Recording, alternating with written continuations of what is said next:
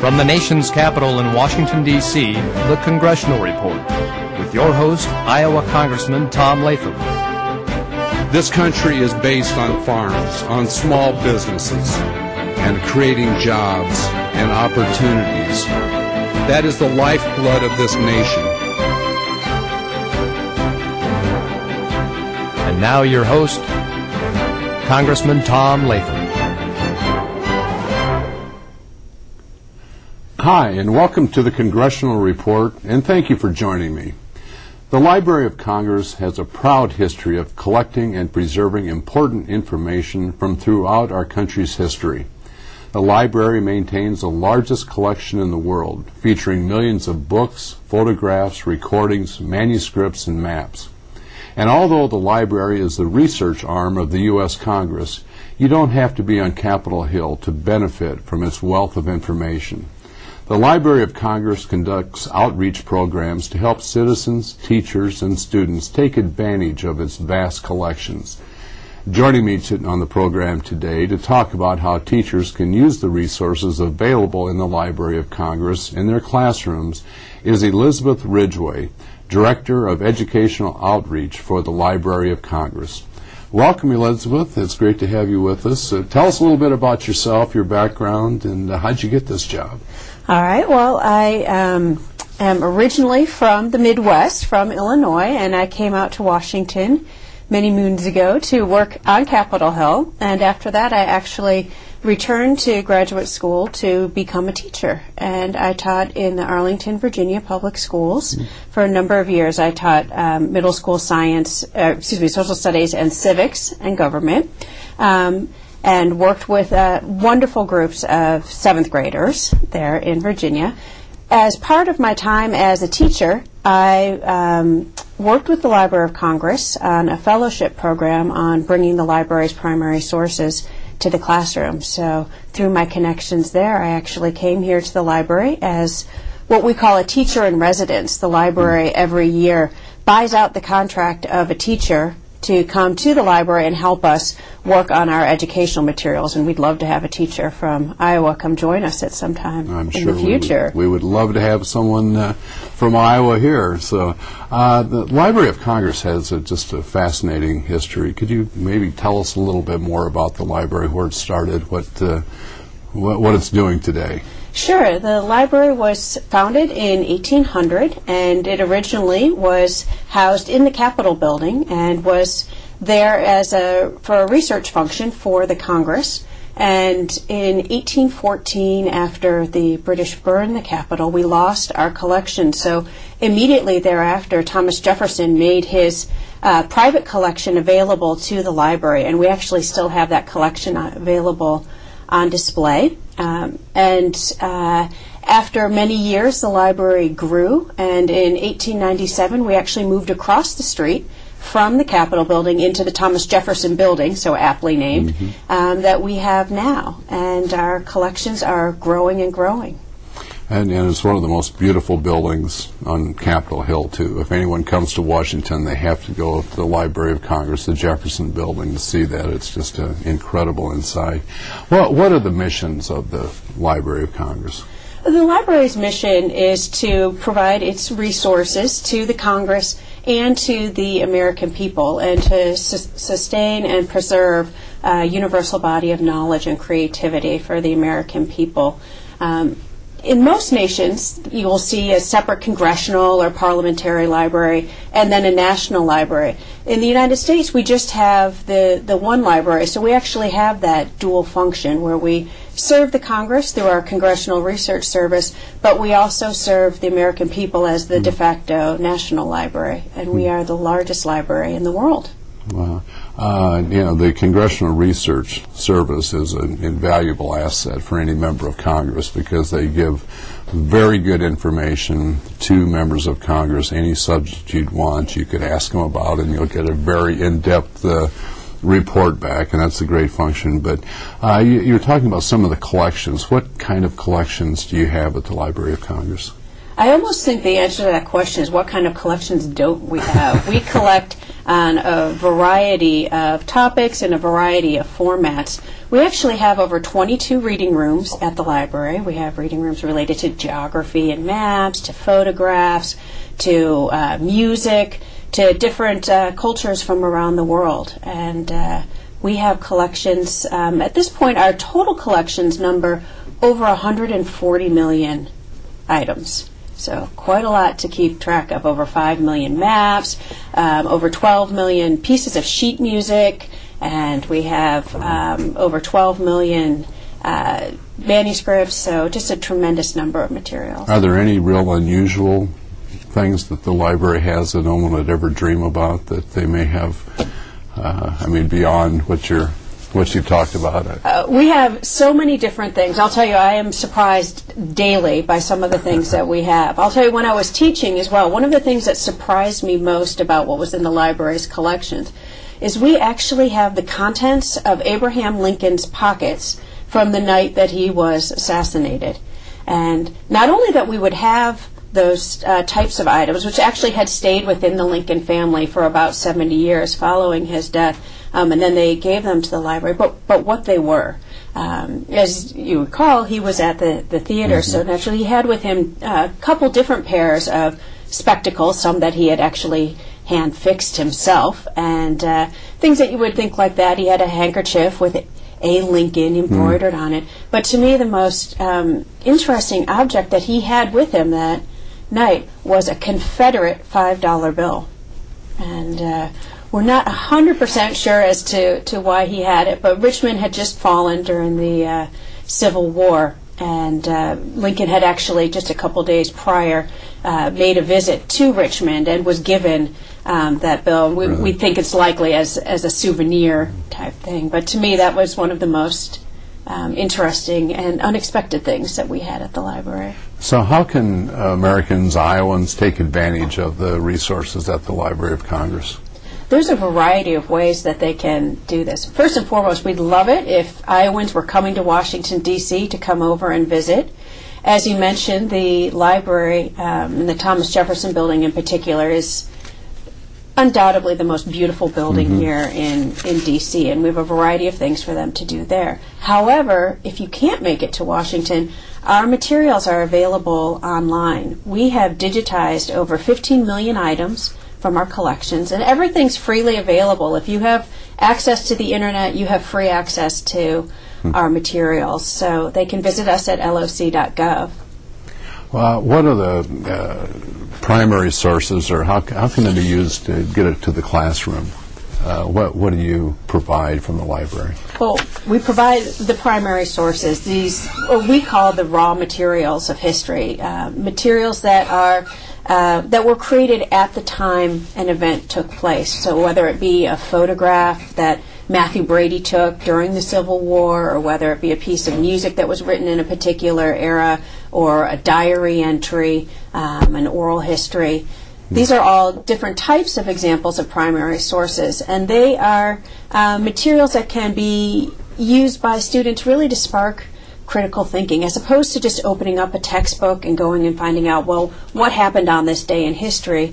Well, let students piece that together. They can analyze a photograph, perhaps look at that in conjunction with a diary entry that was written at the same time, and be able to do that investigation and really own their own learning. And we have all sorts of materials and techniques for using these materials available on our website.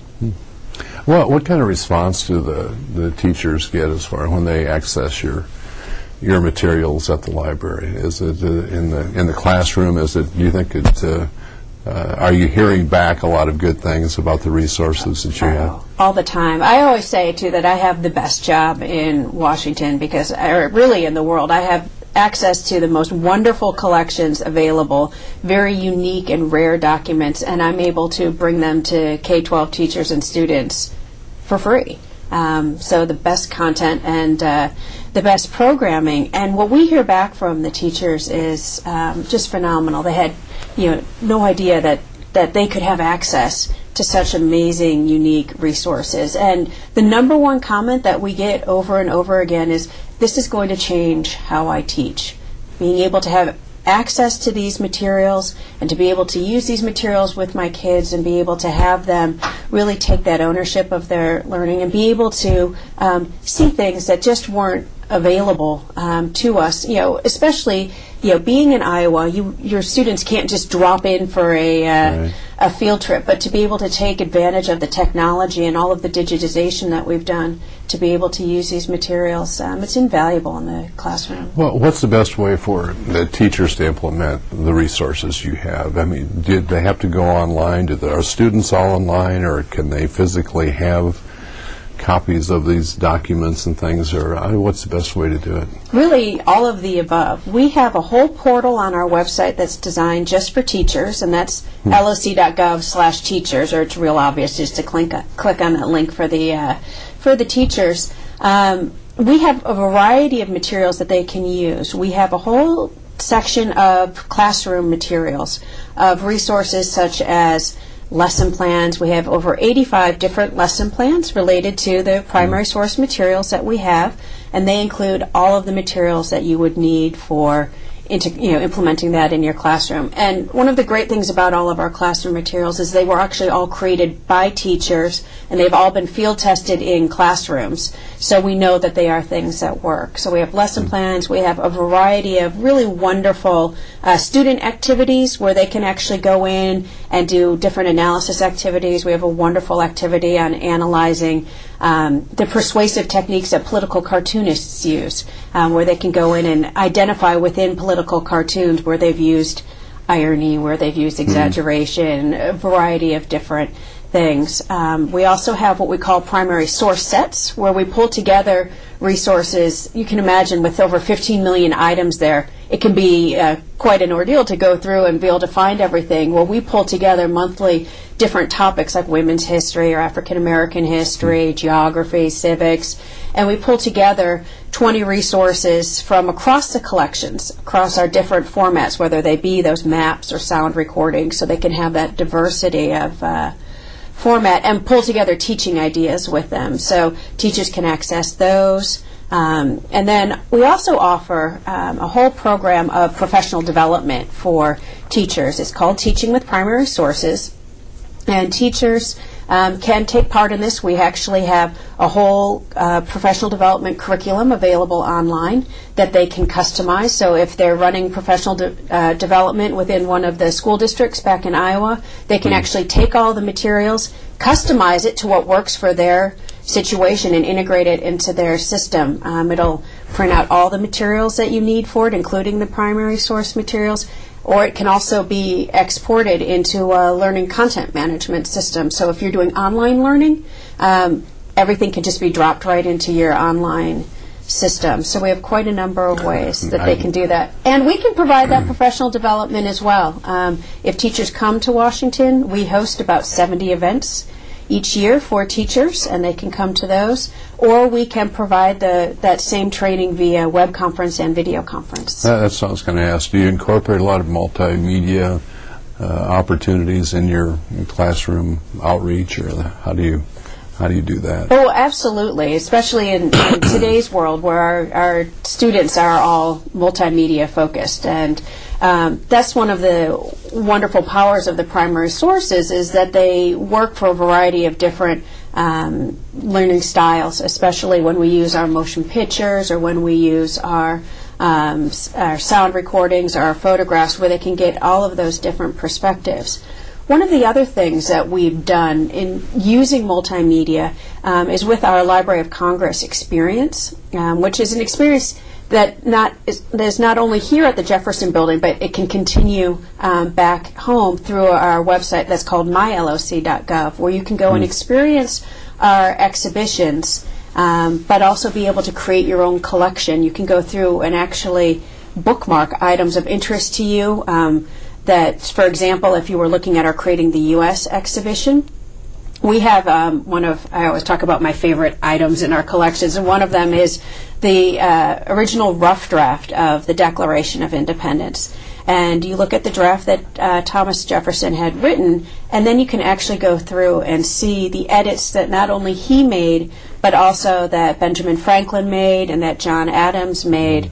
And we've actually taken the draft of that document and scanned it in, and we've actually created a whole multimedia experience around it, which you can actually just drag a scanner that sees all the translations and understand who made what comment at what time, what they were referring to, and then it also links back to the other antecedent documents. Where did this idea come from?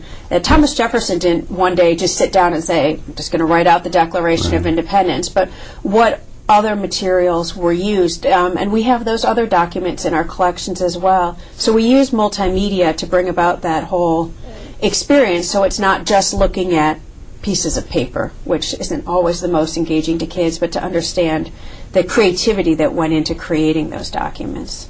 That is absolutely fascinating. What's the best way for teachers to communicate with you, and can they get updates all the time of what's new, what's going on? Is there a way they can go sign in to be notified of things happening like this? Absolutely. We have a variety of ways. Certainly, again, through our website. They can come on and get all of that information. And within the website for teachers, we actually have an area where they can sign up. We do regular email updates that talk about any new collections that have gone up, new exhibitions, new lesson plans, new activities for students. That comes out by email regularly. And we also provide an RSS feed for teachers, and they can sign up for that as well if they like to do their communications through our RSS feeds. And the library as a whole actually has a variety of ways that we're pushing our content out to make it more available through a variety of, using the feeds. We have a blog and that we update regularly. And we've actually recently undertaken some pilot programs with some of the social media things that are out there. For example, we have been putting our photographs out on Flickr, some of our public domain photographs, and it has been a wonderful experiment. We were really in the idea of continuing our learning. One of our goals for putting our materials out on Flickr was, let's see what happens. And we put out some of our photograph collections, and we had just a tremendous response from users in the Flickr community. What kind of photographs did you put out? We've put up some, the most recent that we put up are some of the Lincoln and Matthew Brady photographs. So we do different historical collections that we have, and it has been wonderful because there's this whole community of people who just love photographs out there, and they've been able to help us too with some of the cataloging, where they'll go through and look at a photograph that we have up there, and they'll actually be able to identify people in the photographs that might have been my great uncle or so and so, and we can get much better cataloging records, and it's allowed people to form community and to be able to share based around our photographs and show us other photographs that they may have of their own. And we've done the same thing. We actually recently launched a YouTube channel just for the Library of Congress, where we can show different videos. We have amazing collections of historic videos. We have the motion pictures that were first created by Thomas Edison in his lab. So you can see at the turn of the last century, looking at immigrants coming off boats at Ellis Island or different cityscapes in New York.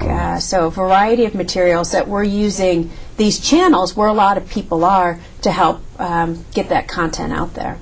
Are there other themes at the Library of Congress that you put out? I mean, you have the history. Are there other areas that, what's, if you're a science teacher, if you're math, I mean, is there other themes that you could focus on? Definitely. We have materials that really range every discipline area.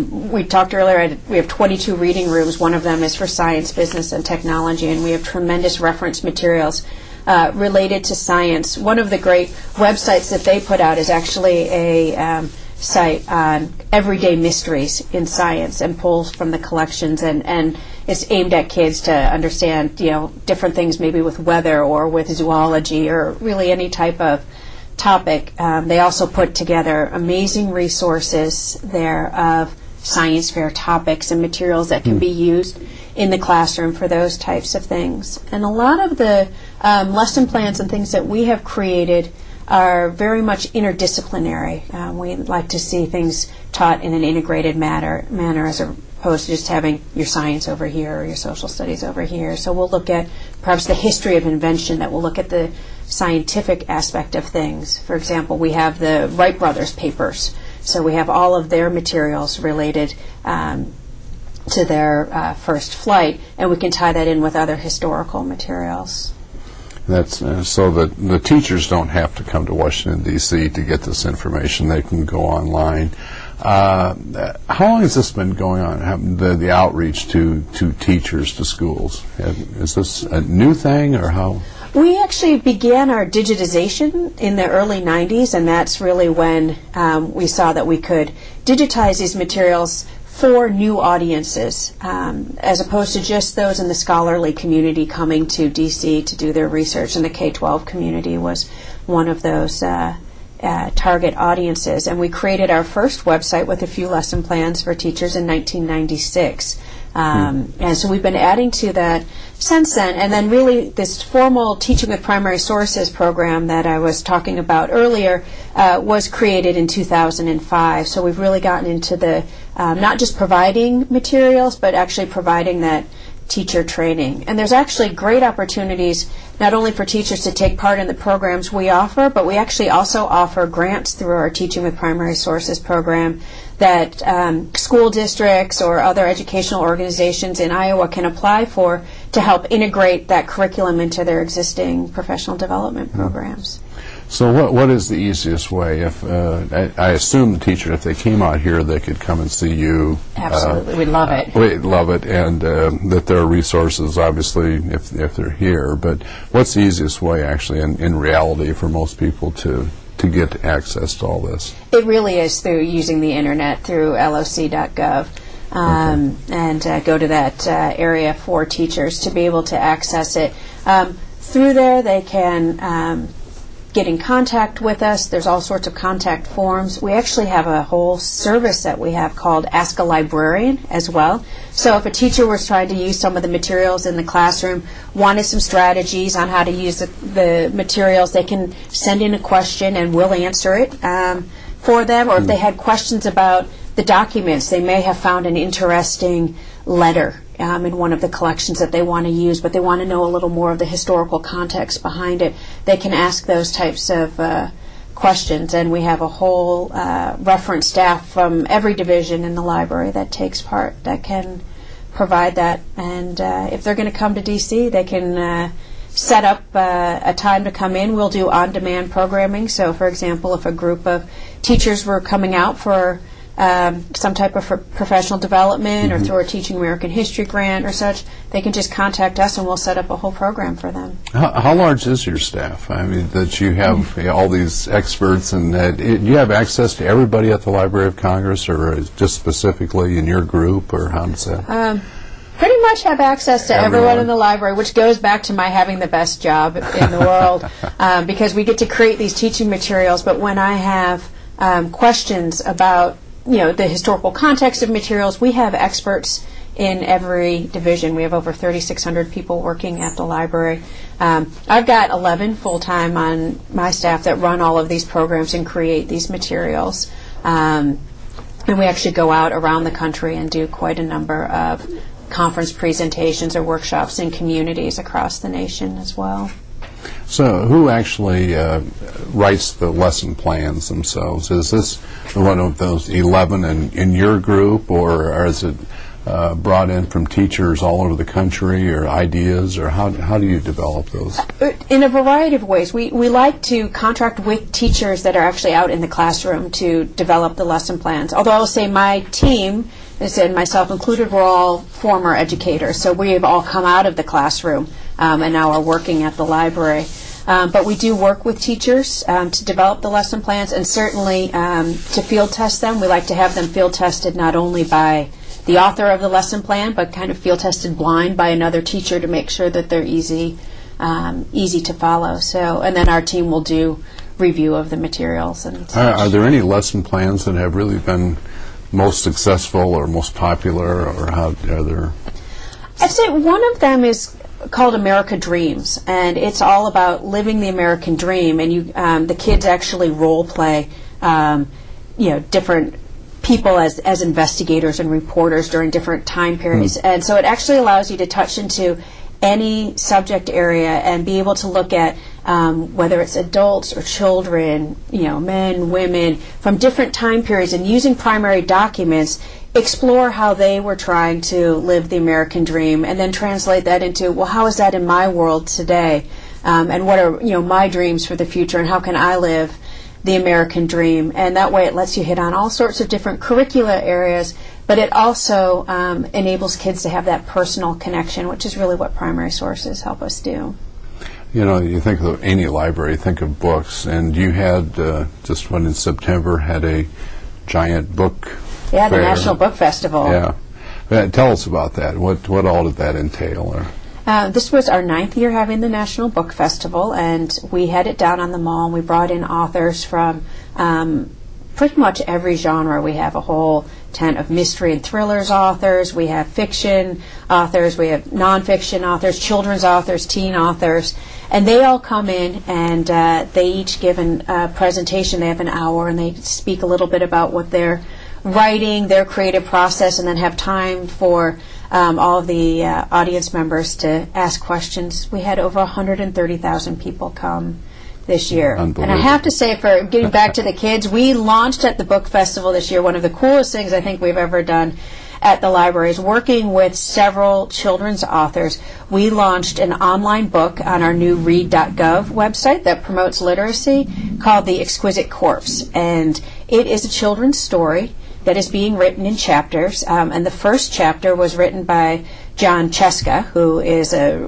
well-known children's author, and he's actually our current ambassador for young people's literature at the library. And he wrote the first chapter, and for every 2 weeks over the next year, a new chapter is going to be added online by a different children's author. So Catherine Patterson just launched the second issue in that, and so kids can keep coming back and seeing and that. You can find that at read.gov, yes. Is that right? Okay. I'm sorry, we're out of time. That's fascinating, and I think anyone who looks at the Library of Congress could think it was like a stoic place, but it's really fun to see how it affects real people, real lives, teachers, and what a living place it is today, and because of your work. And very much appreciate you being with us. Well, thank you for having me. You bet. The Library of Congress has been an unparalleled historical and cultural resource for citizens, scholars, and lawmakers since it was established by an act of Congress in 1800. The library boasts an incredible collection of materials that span our nation's entire history. As we heard today, these materials offer teachers a powerful venue for our American heritage to come alive in the classroom. Once again, I want to thank my guest, Elizabeth Ridgway, and thank you for joining me. I hope to see you next time on the Congressional Report. From the nation's capital in Washington, D.C., this has been the Congressional Report with Iowa Congressman Tom Latham. Have a question, comment, or concern? Congressman Latham wants to hear from you.